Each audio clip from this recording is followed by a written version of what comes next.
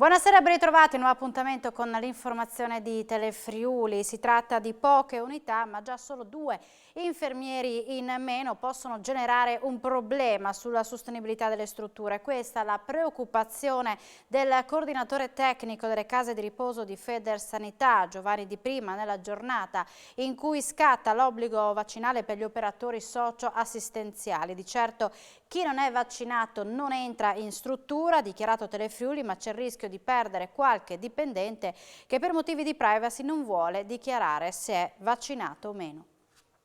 Scatta da oggi per chi lavora in RSA e case di riposo un vero e proprio obbligo vaccinale. Gli operatori socio-assistenziali senza vaccino non potranno prendere servizio, anche se basso il numero di operatori senza Green Pass preoccupa per la sostenibilità delle strutture. Assolutamente da oggi, è evidente che però domani noi avremo le prime problematiche che si presenteranno, perché già avevamo pensato sicuramente di non mettere in turno gli operatori che immaginiamo non siano vaccinati, per cui da domani si presenteranno alle portinerie delle nostre case di riposo gli operatori e lì dovremo capire cosa fare. Alcuni operatori si sono rifiutati di comunicare il proprio stato vaccinale e il possesso del Green Pass, quindi lì si apre una questione che cercheremo di capire come si risolverà. L'unica cosa certa è che questi operatori non entreranno in struttura. Ecco, c'è il rischio di perdita di qualche dipendente, vista appunto anche questa situazione?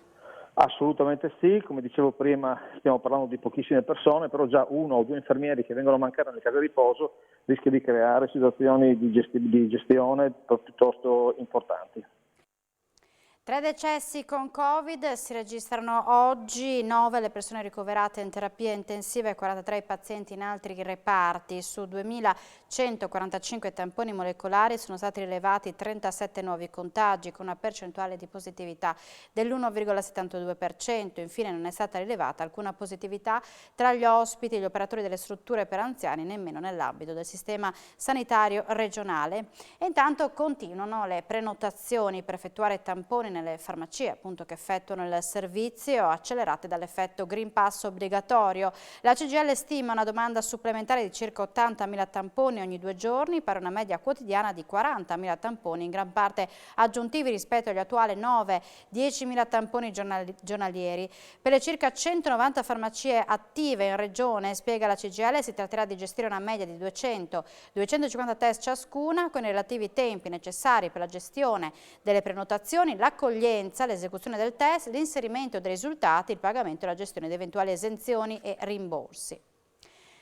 L'assalto alla sede della CGIL a Roma, arriva la solidarietà anche dal Friuli Venezia Giulia. L'attacco squadrista subito ieri dalla sede della CGIL è un episodio che sconcerta anche per la sua brutalità, con la selvaggia distruzione di quadri, libri e altri atti di vandalismo, gesti che bastano da soli a qualificare la natura dell'assalto. Squadrismo allo stato puro, di fronte al quale serve una reazione ferma non soltanto da parte della CGIL che ha subito l'attacco, ma di tutto il mondo del lavoro. E quanto ribadisce il segretario della CGIL Friuli Venezia Giulia, William Pezzetta, da Roma, dove questa mattina ha partecipato all'assemblea generale convocata da Maurizio Landini in Corso d'Italia, bersaglio del gravissimo assalto di ieri.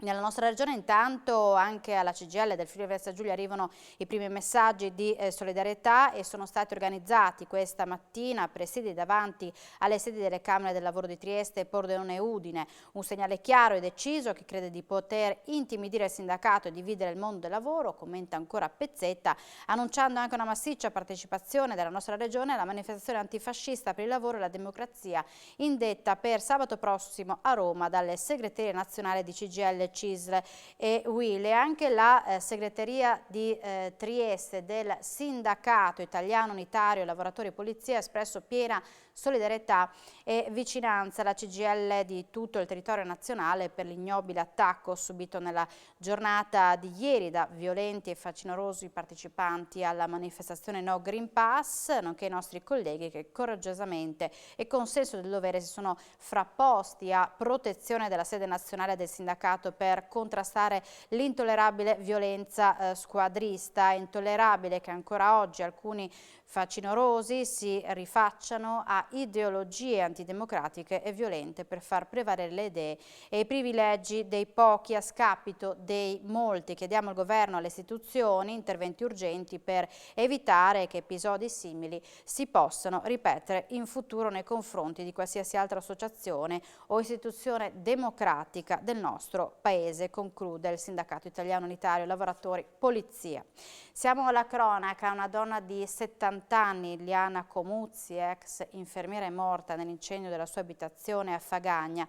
Sono stati vicini ad avvistare il fumo, a sentire odore di bruciato, lanciando l'allarme poco prima delle 19 di ieri. Sul posto il personale sanitario della Sores, i vigili del fuoco, con il funzionario di guardia e i carabinieri. Per la vittima non c'è stato nulla da fare a causa delle gravissime ustioni riportate. La donna aveva problemi di salute ed era assistita da una badante che al momento del rogo non si trovava in casa. Il suo corpo è stato ritrovato all'interno dell'abitazione durante le operazioni di spegnimento. Sono in corso le indagini per chiarire le cause del rogo. La villetta è stata posta sotto sequestro in attesa di fare piena luce sulla tragedia.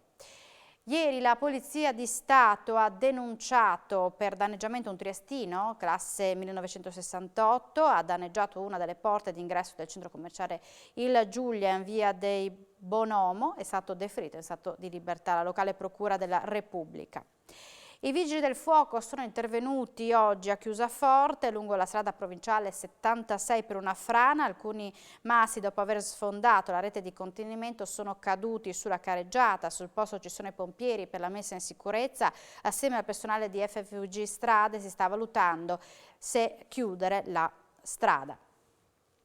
Si avvia alla conclusione Casa Moderna e già si parla di futuro. L'amministratore unico di Udine Gorizia Fiere, Lucio Gomiero, intravede nel futuro della rassegna sempre più spazio alla filiera integrata e al design. Possiamo dire che questa manifestazione è il ritorno alla presenza senza dimenticare il digitale. Credo sia la sintesi corretta. Siamo contenti di come sta andando. Un operatore storico ci ha detto: con quello che c'è in giro dobbiamo essere contenti, e credo che questa sia la filosofia giusta, perché ricordiamoci, stiamo tutti uscendo da una pandemia. Anche quando pensiamo all'organizzazione, pensiamo a 2 mesi e mezzo di organizzazione, non 6-8 mesi come accadeva negli altri anni. Di questo dobbiamo tener conto, e il futuro sarà di avere una fiera sempre più centrata su tutta la filiera, quindi il design che quest'anno abbiamo riproposto, le logiche e le filosofie della produzione, quindi la sostenibilità, e ovviamente la commercializzazione, che è l'anima degli ultimi anni. Però dobbiamo leggere sempre più la filiera integrata, perché ci si può innamorare di un prodotto anche per come viene pensato e costruito, prima ancora per come lo vediamo. Monsignor Duilio Corniali ha raggiunto il traguardo dei 50 anni di sacerdozio. Il parroco di Tarcento è stato festeggiato dalla sua comunità. Questa mattina ha tracciato anche un bilancio del suo mezzo secolo di vita sacerdotale. Il sacerdozio è iniziato, piano a Palmanova, ma ero giovanissimo e mi sono scontrato con un mondo che doveva cambiare anche nella Chiesa, ma stentava a comprendere questa necessità di cambiare. Poi dopo però sono andato a Roma e lì veramente è stato molto bello, perché ho lavorato insieme con i giovani, ho insegnato in un liceo classico, e quindi c'è stato bello, proprio, ho avuto che frequentare l'università perché dovevo completare gli studi. Poi dopo col terremoto di nuovo cambiato tutto di nuovo. Terremoto, 8 mesi di tenda, poi roulotte, dopo le baracche fatte su, che si sia dovuti fare da soli anche per poter stare dentro tutti noi che eravamo lì, no?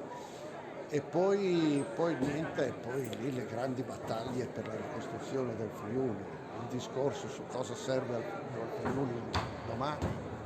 E allora anche le grandi battaglie per l'università, le battaglie per la cultura friulana, per la lingua friulana, sono cominciate lì e poi sono sfociate, insomma, in tantissime altre attività fatte con la vita cattolica, con il vicariato della cultura, insomma, ma grandi cose, belle.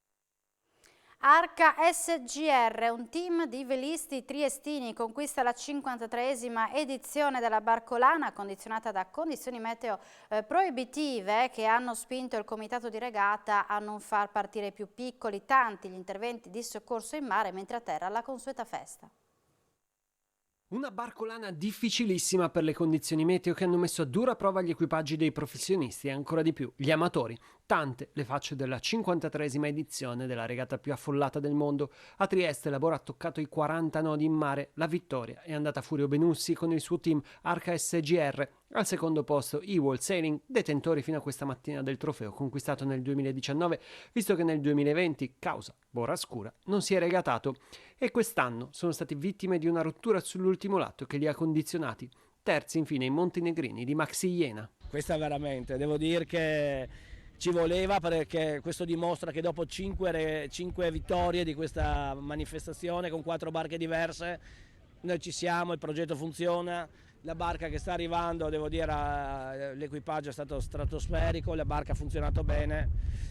Eravamo a casa, sapevamo che era dura e abbiamo fatto di tutto per riportarcela a casa. A terra la consueta festa con gli stand e le rive piene di turisti che si sono goduti la fredda ma soleggiata giornata. In mare vita complessa invece per la Capitaneria di Porto, che ha coordinato tutta l'attività della macchina della sicurezza, e sono stati effettuati 12 interventi soccorrendo 41 persone, tra cui un natante che ha affondato e un velista caduto in mare recuperato dal Delfino Verde.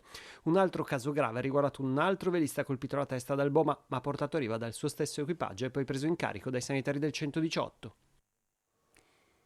Siamo in chiusura, ma subito dopo la pubblicità appuntamento con Sport FVG per tutti i risultati del calcio dilettanti. Grazie per l'attenzione e buona serata.